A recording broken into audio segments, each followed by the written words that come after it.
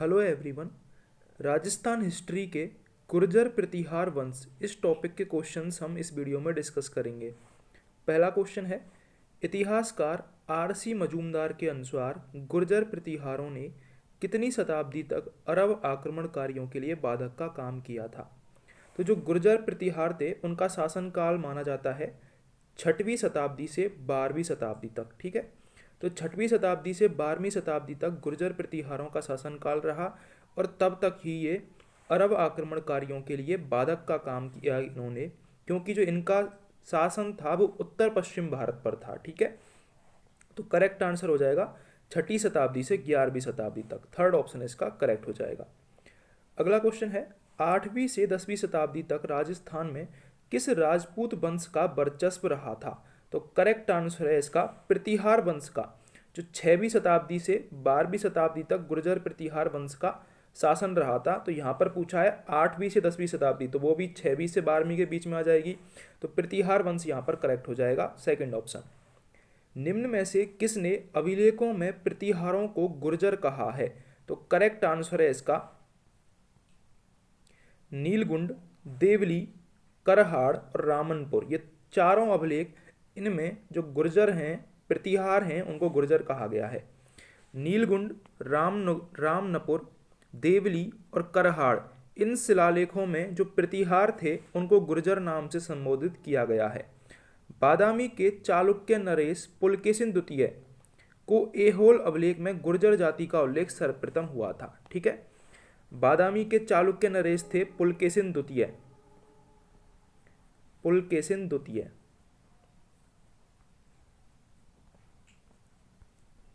इनका जो ऐहोल अभिलेख है, ऐहोल अभिलेख, उसमें गुर्जर जाति का सर्वप्रथम उल्लेख हुआ है बादामी के चालुक्य नरेश पुलकेशिन द्वितीय के ऐहोल अभिलेख में। ठीक है, तो ये आपको याद रखना है। अगला क्वेश्चन है, राजस्थान में प्रतिहार वंश के संस्थापक हरिश्चंद्र की राजधानी कौन सी थी। तो जो प्रतिहार वंश के संस्थापक थे राजस्थान में, उसकी राजधानी थी मंडौर। ठीक है, गुर्जर प्रतिहारों की 26 शाखाओं में से सबसे प्राचीन एवं महत्वपूर्ण थी मंडौर की शाखा, जो कि जोधपुर में आता है। मंडौर, जोधपुर और घटियाला के शिलालेखों के अनुसार हरिश्चंद्र नामक ब्राह्मण थे। ब्राह्मण जिन्हें क्या कहा जाता है, जिन्हें रोहिलद्दी भी कहा जाता है। जो हरिश्चंद्र हैं उन्हें रोहिलद्दी भी कहा जाता है। रोहिलद्दी, ये नाम याद रखना है आपको, रोहिलद्दी पूछ लिया जाता है। ठीक है, तो रोहिलद्दी जो कि हरिश्चंद्र नामक ब्राह्मण थे, इनके दो पत्नियां थी, एक ब्राह्मणी थी, दूसरी छत्राणी थी। छत्राणी भद्रा से उत्पन्न जो संतान थी वो क्षत्रिय प्रतिहार कहलाए। भद्रा के 4 पुत्र थे, कौन कौन से थे, धोगभट्ट, कद्दक, रज्जिल और दह। इन चारों ने मिलकर मंडौर को पुनः जीता और गुर्जर प्रतिहार वंश की नींव यहाँ पर रखी थी। तो क्वेश्चन में क्या था, प्रतिहार वंश के संस्थापक थे हरिश्चंद्र, जिनका नाम क्या था, रोहिलद्दी। ये नाम जरूर आपको याद रखना है, रोहिलद्दी। ठीक है, इन्होंने मंडौर में प्रतिहार वंश की राजधानी थी। ठीक है, अगला क्वेश्चन है हमारा, प्रतिहार शासकों में रोहिलद्दी के नाम से किसे जाना जाता था। तो मैंने बताया था रोहिलद्दी किसको कहा जाता है, हरिश्चंद्र को कहा जाता है, जिनकी 2 पत्नियां थी, एक तो ब्राह्मणी थी, एक छत्राणी थी। छत्राणी भद्रा से 4 पुत्र उत्पन्न हुए थे। उन्होंने ही मंडौर में गुर्जर प्रतिहार वंश को दोबारा स्थापित किया था। मंडौर के प्रतिहार माने जाते हैं, तो मंडौर के प्रतिहार क्षत्रिय माने जाते हैं। ठीक है, अगला क्वेश्चन है, प्रतिहार वंश की मंडौर शाखा के किस शासक ने अपनी राजधानी मंडौर से मेड़ता स्थानांतरित की थी। ये क्वेश्चन इंपॉर्टेंट है, आता है एग्जाम में। ठीक है, 3 बार आ चुका है अब तक, 2019 में भी पूछा गया है। तो जो मंडौर शाखा के प्रतिहार वंश के नागभट्ट प्रथम, इन्होंने मंडौर से मेड़ता अपनी जो राजधानी थी उसको स्थानांतरित किया था।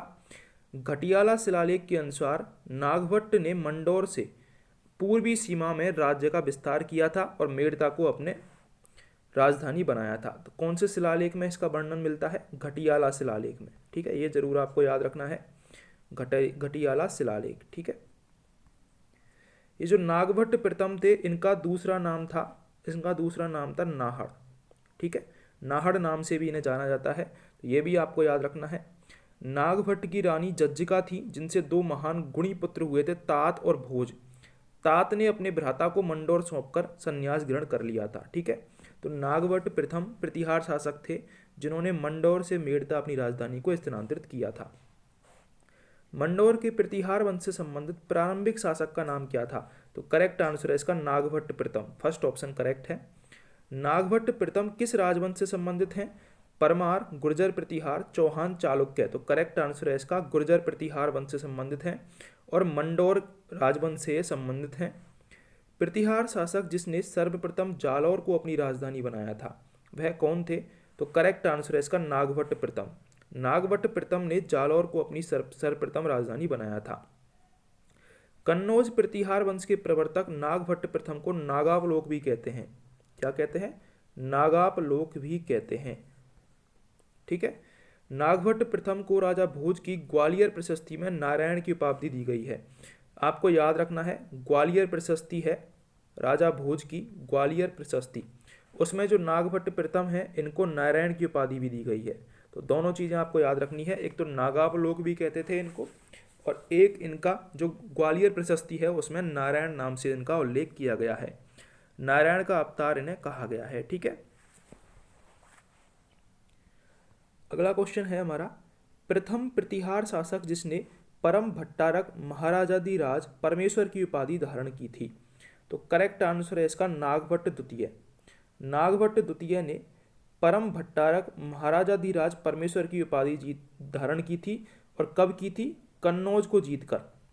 कन्नौज को जीतकर परम भट्टारक महाराजाधिराज परमेश्वर की उपाधि नागभट्ट द्वितीय ने धारण की थी। बंगाल के पाल शासक धर्मपाल को हराकर उपाधि धारण की। ठीक है, बंगाल के शासक धर्मपाल को हराकर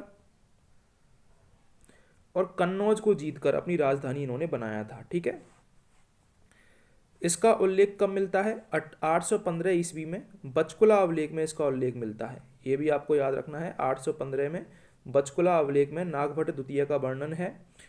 उसने बलि प्रबंध नामक ग्रंथ की रचना भी की थी। जो नागभट्ट द्वितीय थे उसने बलि प्रबंध नामक ग्रंथ की रचना की थी और 815 के बचकुला अवलेख में इसका वर्णन है कि इन्होंने परम भट्टारक महाराजाधिराज की परमेश्वर की उपाधि बंगाल के शासक धर्मपाल को हराकर धारण की थी।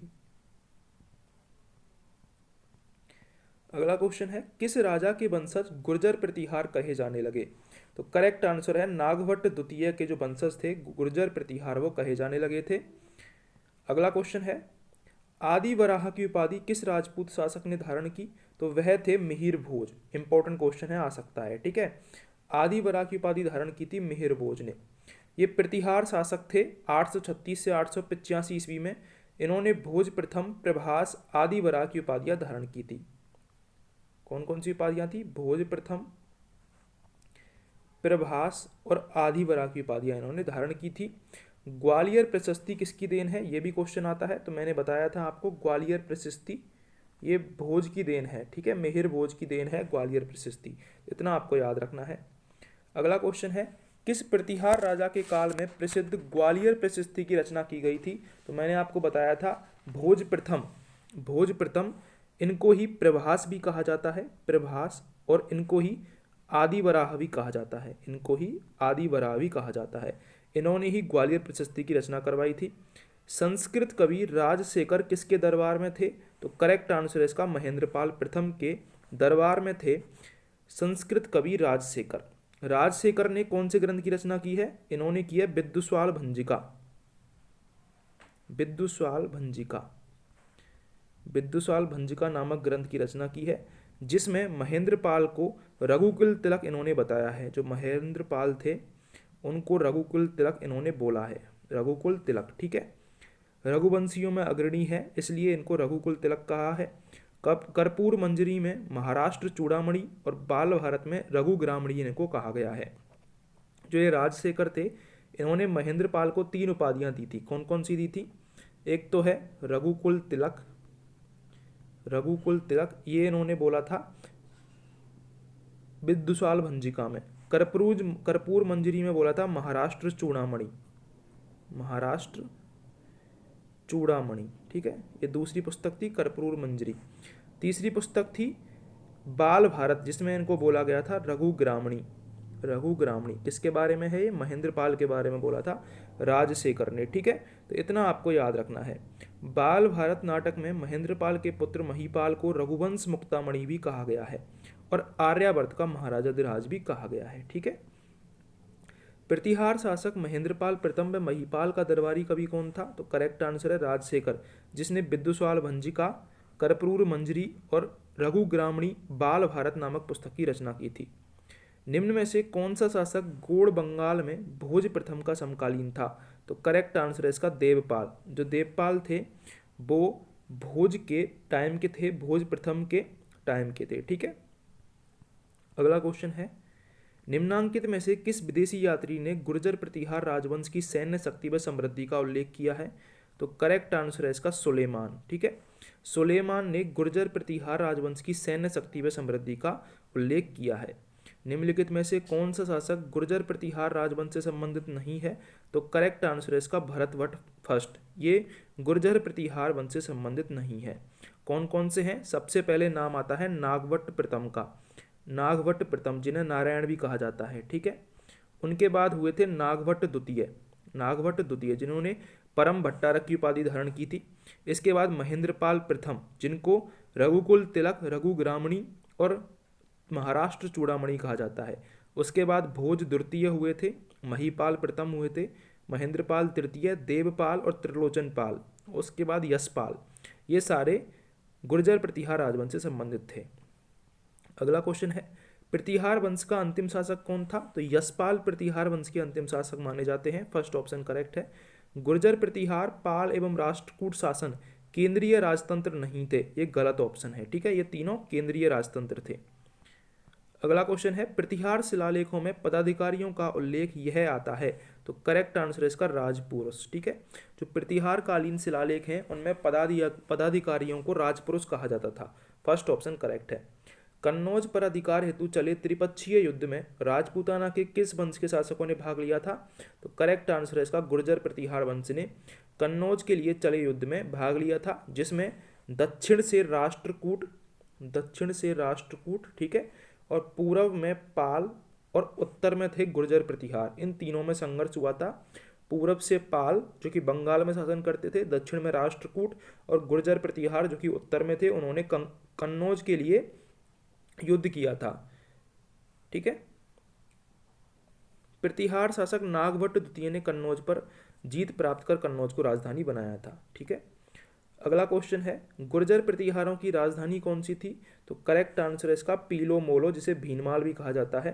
पीलो मोलो गुर्जर प्रतिहारों की राजधानी थी। फर्स्ट ऑप्शन करेक्ट है। चीनी यात्री हेनसांग जो कि हर्षवर्धन के टाइम पर आए थे, उन्होंने भी बताया था अपनी किताब में सियुगी में कि पीलो मोलो भीनमाल को। ठीक है, गुर्जरों को किस शासक ने पराजित किया था? तो करेक्ट आंसर है इसका प्रभाकर वर्धन।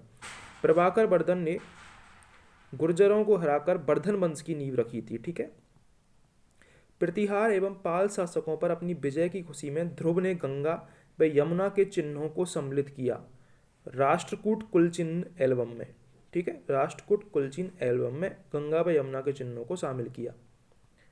जोधपुर के नज़दीक वह स्थान जो हिंदू एवं जैन मंदिरों के लिए प्रसिद्ध है एवं जिसका निर्माण 8वीं व 12वीं शताब्दी के बीच गुर्जर प्रतिहार वंश द्वारा किया गया। इंपॉर्टेंट क्वेश्चन है। तो करेक्ट आंसर है इसका ओसियां।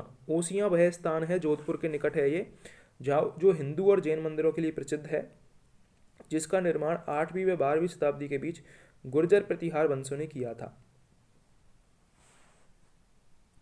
यहाँ पर सूर्य मंदिर मिला है। कुल देवी सच्चिका माता का मंदिर भी यहीं पर है। सच्चिका माता का मंदिर भी ओसियां में ही है। ठीक है, ये भी आपको याद रखना है। और जो सच्चिका माता है वो ओसवाल समाज की कुल देवी है। ये क्वेश्चन भी पूछा जाता है। ओसवाल समाज की कुल देवी है सच्चिका माता, इनका मंदिर भी वहीं पर है। ठीक है, और सूर्य मंदिर के अलावा 16 मंदिर यहाँ पर प्राप्त हुए हैं। अगला क्वेश्चन है, जोधपुर के निकट ओसियां में मंदिरों का निर्माण कराया गया था तो प्रतिहारों के द्वारा 8वीं से 12वीं शताब्दी के बीच में करवाया गया था। ओसियां में महावीर स्वामी को समर्पित जैन मंदिर का निर्माण किस राजा के काल में हुआ था? तो वत्सराज प्रतिहार, इनके शासनकाल में महावीर स्वामी को समर्पित जैन मंदिर का निर्माण हुआ था। वत्सराज प्रतिहार करेक्ट आंसर है। अगर आपको क्वेश्चंस अच्छे लगे हो तो चैनल को सब्सक्राइब जरूर कर दें, बेल आइकन को जरूर दबाएं।